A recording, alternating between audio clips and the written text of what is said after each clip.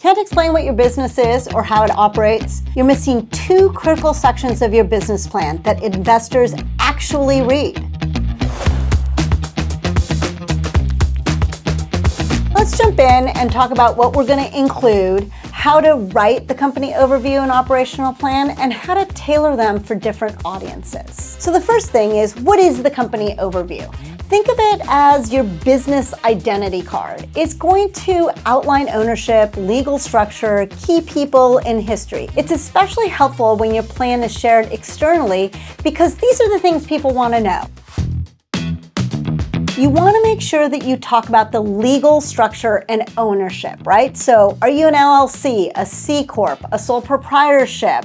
Who owns what and how much? Next, we're going to jump over to the management team, talk about the founders, the key hires, their roles and their qualifications. Who's the team that's going to make this business happen? If there's a company history, right, you need to talk about when and why the business started and have a founding story or major milestones. If there's no history, you still probably want to have a founding story, but it can be brief.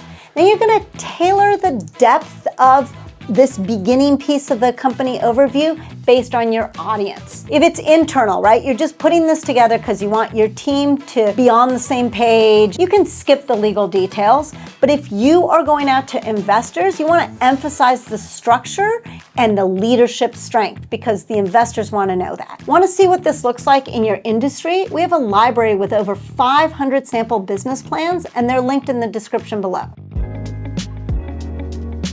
This is going to shift the who we are to what we'll do next, and it connects them really well. This is the when and where of your planning process.